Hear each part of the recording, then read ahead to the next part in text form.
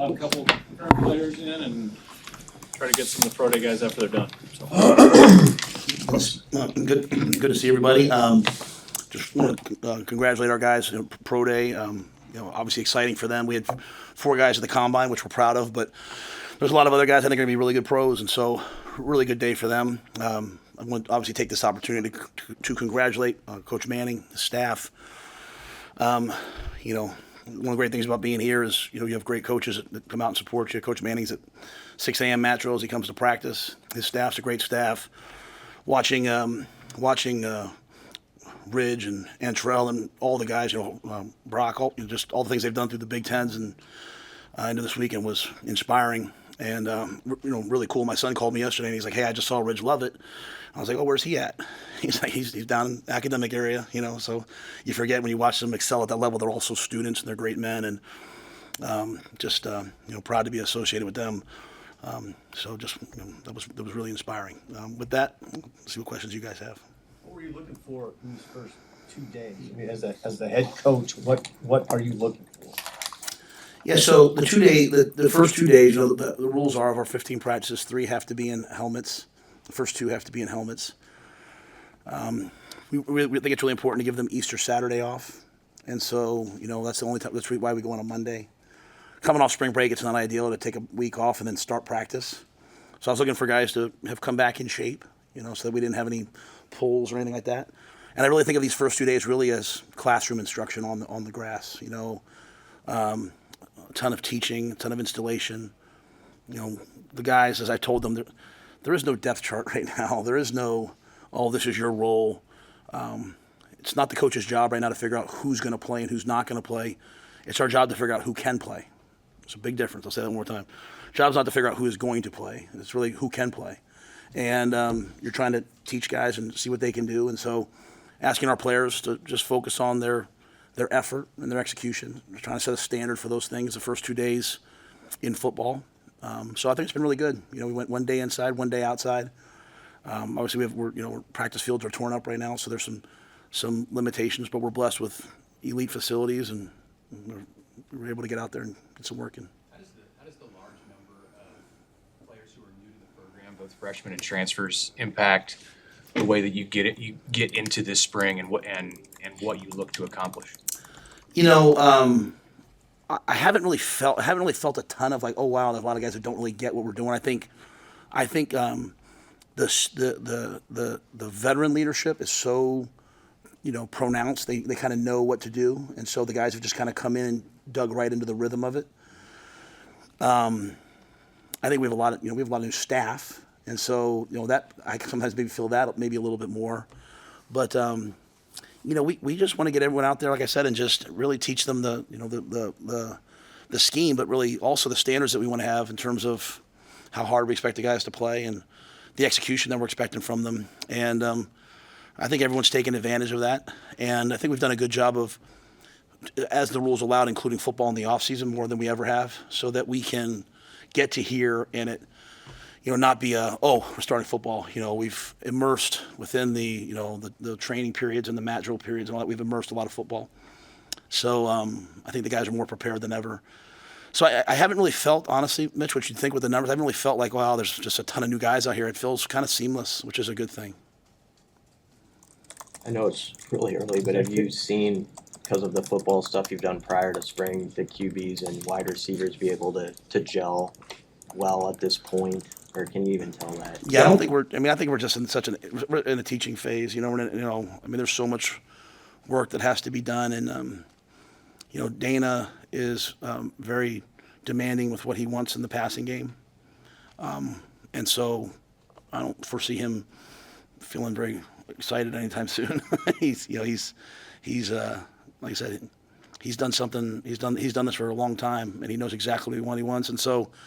We sat there and watched as a staff yesterday the one-on-ones, and I learned so much just listening to him talk, and so it was great. They've put a lot of work in, but right now it's just kind of, like I said, it's a different phase, more coordinated stuff. And Thursday we'll put the pads on, we'll change a little bit more. And Coach, are there any guys that will make position switches this spring or experimenting new positions for you guys?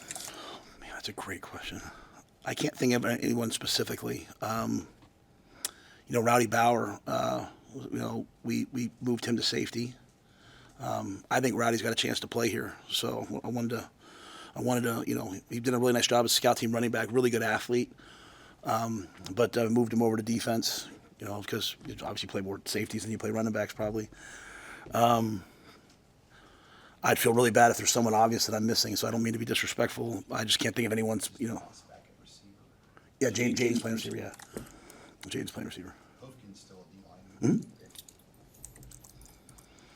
You talked about spring being a time for experimenting with position changes or scheme changes. Is there more of that because of the staff turnover and so many new coaches, or is there less of that as they get to know the guys a little bit? Well, as it pertains to scheme, our offense pretty much looks like what it looked like in the bowl game. I think Dana kind of sat down and while we were out recruiting, really kind of looked at like what are the best things that we do and what are the things that we really believe in, and we've kind of like focused in on those things.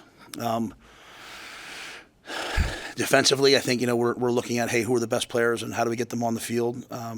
We also are trying to do a nice job of just teaching a couple base fundamental defenses that we can go to no matter what. So we're probably simplified a little bit defensively right now. And then obviously X bringing in a new special team system. So every day there's something new there, in terms of the way that we're teaching it.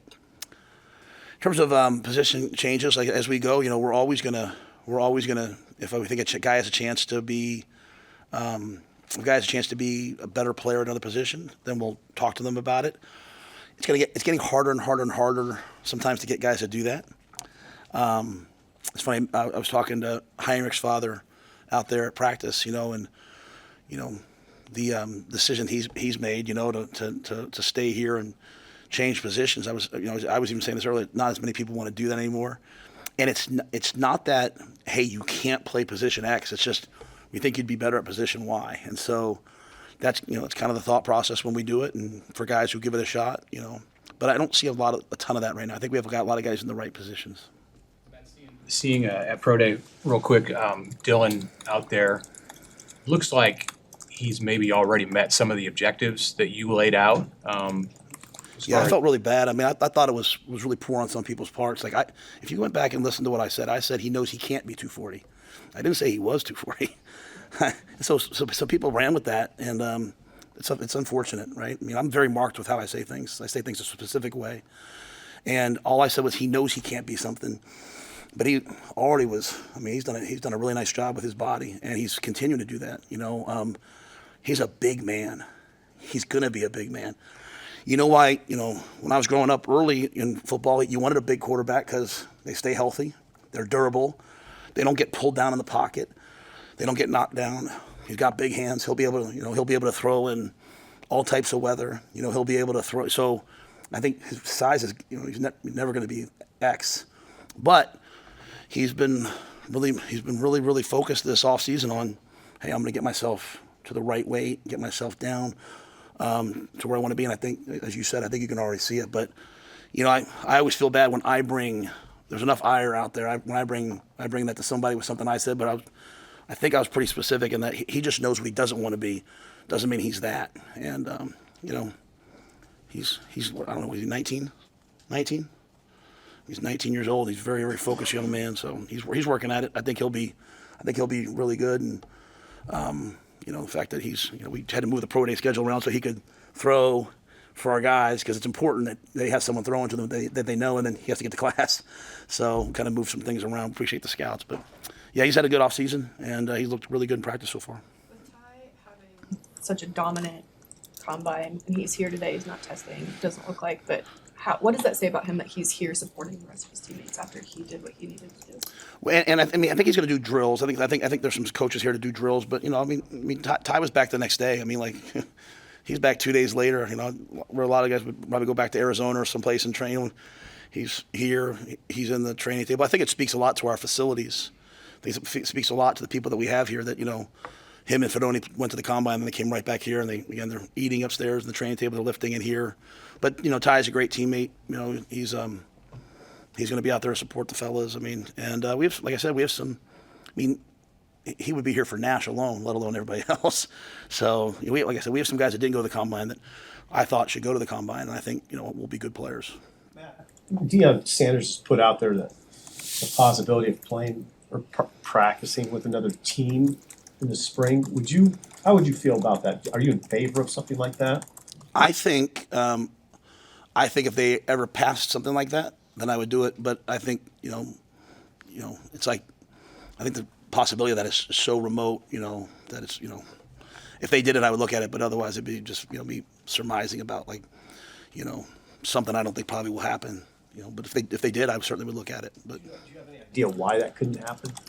I just think it's just outside the current playing rules. I just think it would take so, maybe it'll happen. Shoot, who knows? I have no idea. It's just so far out there. Like, I remember being in a meeting at one point, and they were, we were talking about the Big Ten. Like, instead of playing 1 versus 2, I think Coach Harbaugh, someone brought up, well, 1's already won. Why don't we play 2 versus 3? And there were so many rules around who can play when and all that it just seemed like it was a non-starter. So I don't know. I mean, if anybody can do it, Coach Sanders can. And I know Fran jumped in there, and Fran's someone that I've known a long time. If anybody can get it done, they will. But if that happened, though, I would certainly look into all that has to offer.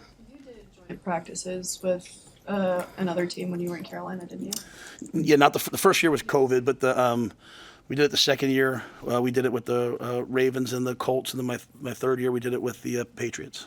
So I think there's a lot of value at that level to a joint practice, because guys have a chance to see a different scheme and see some different players, and you can really evaluate some guys. So A lot of second and third year defensive backs that I know you think have a lot of potential. How excited are you to see how they can maybe push the competition and just feed off each other? Yeah, we got a lot of guys who are big, fast, explosive that we've recruited. Now we've had to develop, and I think Addison's a great secondary coach. I think he'll do a great job with those guys.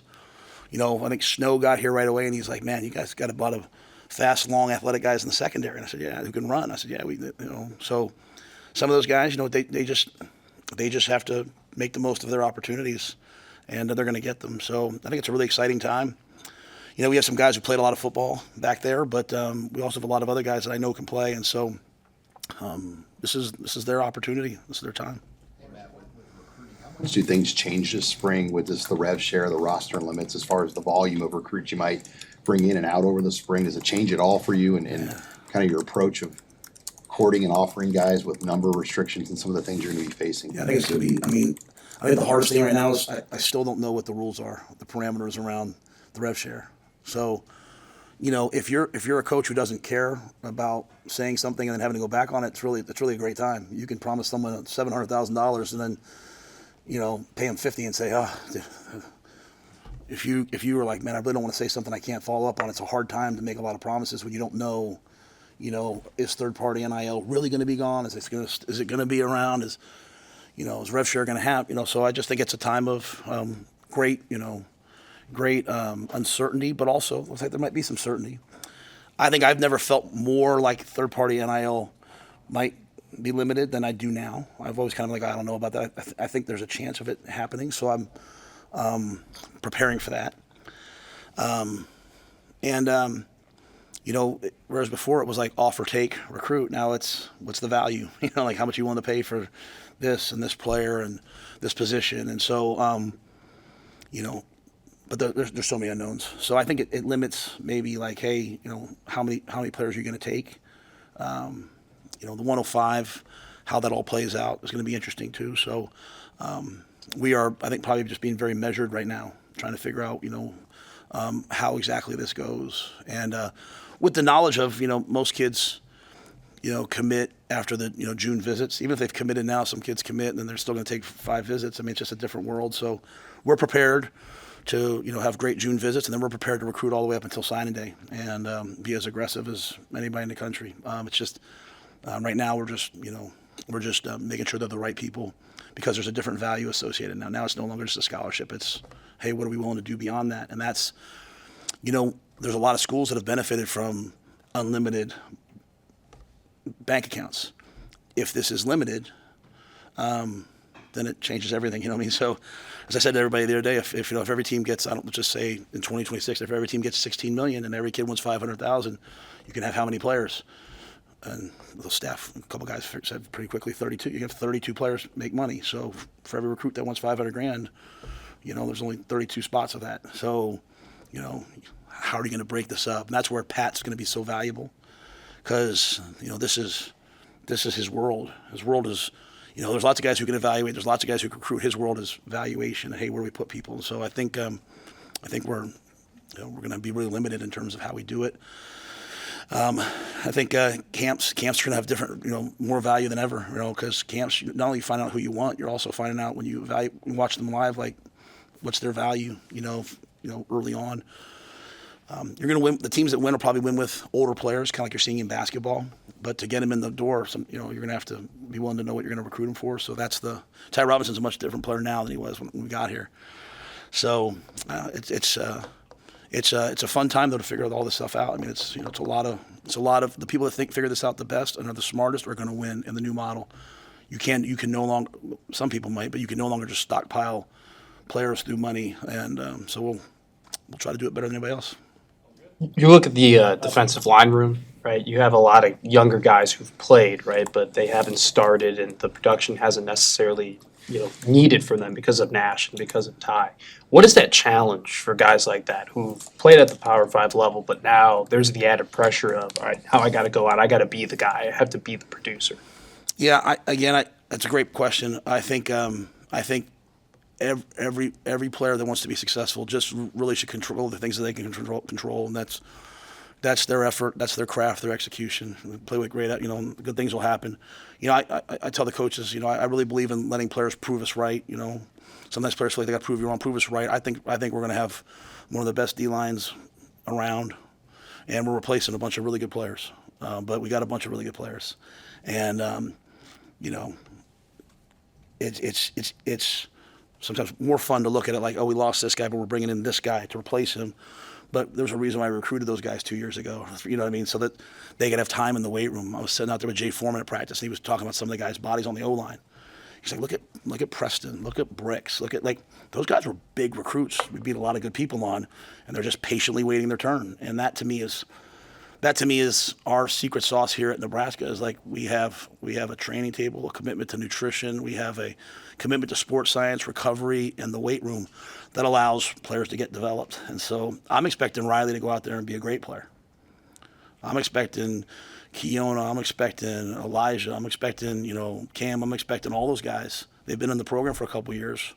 Elijah Judy got here, he was 270 some. He's now 300 pounds, right? It's his time, and they'll be great. So, Mitch, you had something else, I'm sorry. Speak quick to the depth and just your comfort level at running back behind Emmett, just figuring out this spring what you have there. Yeah, I think we're going to be, I have no concerns at running back. I think Quentin's, you go back, I've talked about Quentin a lot. I think Quentin's really, really talented. And I think it's just been him getting an opportunity. We were going to play Mackay last year at the end of the year in a couple games. And then I think, I forget what happened. It ended up not working out. But Mackay is dynamically fast, explosive, unbelievably competitive, has an edge to him, that I love. And, we brought in, I think Kenneth has done a great job for us. He returned the kickoff to open up the bowl game. He's a local kid that ran 10-4, and then you look at the guys we brought in, Connor, Jamarian, we'll see how they do throughout the court. I think Jamarian got here at 175. He's already 190 some. He's big and strong. So we feel really good about those guys. I don't think that's a position where we feel like, at least right now, that, hey, well, we need to go out and do something here. We got guys that we know can play. And the only reason why Quentin hasn't had a lot of production, kind of very similar to the question that was just asked, was just he hasn't had the opportunity. But he has the talent. He's 210 pounds and can run. So, but this spring's a really important time for them, right? It's a really, really important time. And the last thing I'll say about that, they all have the ability to catch the football. In the offense that we want to be moving forward, you're going to have to be able to run the football, catch the football, and pass protect. And we want to be a 50-50 balanced offense. And Quentin can really catch the football. Mackay can really catch the football. Kenneth can really catch the football. Now we'll see, the young guys, I think they can, but, they have to show me they can do it. Anything else? Hey, you guys moved Hartzog to safety last spring, and then towards the end of the season, moving back to corner. Where's he at? That's great. Great question. No, he's he's one of those. Malcolm can do it all. I think when we look at kind of the iteration of defense that we're playing right now, we think of that. I've always thought of that field safety as really truly a nickel, and I think Malcolm will be a nickel in the NFL. So, your nickel can always go outside and be like your third corner if you need it out there. But we feel really good about him in the slot. So he'll play that field safety. But really, I think of him as like a true nickel that can come down and play man on two. And you can, when he's out there, you don't have to play. Oh, let's put a dime package in. You can play with him at any point. So, and then Deshaun, we've kind of been moving him around to some different spots, trying to figure out where we can best utilize his physicality and production. That last Husker game thing, is that a practice or doesn't count as part of your 15? It counts as part of the 15. And if we do anything with the former, if former players are interacting with our players, it has to count as one of the scrimmages, which is fine with me. So I think it's I think it's a chance to be a really fun day. We're gonna model it after the Pro Bowl. I think they're gonna put some things out this week in terms of what we're doing. But I'd love to see some Husker greats, out there performing. I honestly suggested that they should get Sipple and some of you guys out there and in front of the crowd. I'm dead serious. I want to shoot a punt and see if Sipple can catch it. And then I'm going to go online and talk about what he did right afterwards, what he did wrong. So it'd be awesome. No, but I said we should have a media team. I really believe that we should have a media. You guys should get out there, and I'd love to see a couple of you guys do some stuff. And but I want to have like some skills competitions. We're gonna do some 7-on-7 like they do in the Pro Bowl. But I think it was really fun to get some of the old, some of the greats or some of the, former players that want to be involved. And then, I know we're trying to incorporate, as you guys know, I'm very passionate about women's 7-on-7 flag football. It's an emerging sport. It's going to be an Olympic sport. It's going to be an NCAA sport. I think it should be a high school sport in every state. I got 2 daughters that want it to be, so we put a camp on last year, and I think we're gonna host a women's 7-on-7 from some athletes, intramural athletes here versus I think Midland. Hopefully it's okay that I said that. Hopefully that's going through. If it's not, I apologize, but I think we're going to do that early. And then we'll have our portion, and then obviously the soccer games happening that day. Women's soccer is going to be playing over at Hibner, and then Coach Busboom Kelly is going to have her first match, right? Versus is it Kansas? Kansas, which is they made it this year, right? So which is a really good team. So I think it has a chance to be a fun day. I know they're going to do some other things around it, I know everybody. I trust me.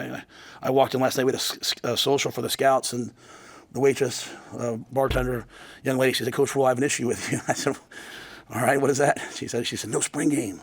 I need, I'm like, I know, I get it. So many things that we love are going to change moving forward, but I think this has a chance to be pretty cool. And I'd love to see, Jay Foreman out there. He's at practice every day. I want to see him do some drills, and I want to see our guys compete with some drills. And the last thing I think hit me when we watched the Pro Bowl, we see all of our players. You got, the fans always see them with their, their helmets on. Football's such an impersonal game that way, and to take the helmets off and see their faces and see all that stuff, hopefully it'll be pretty cool. So we're gonna try to make it really good, and I think a bunch of teams across the country are gonna do it. We'll try to do ours better than, not better than anybody else, the best that we can. And then if anything changes, if they change the rules or whatever, we're willing to adapt at any moment. But right now, I think this has a chance to be a pretty cool day. All right, thank you. Thank you.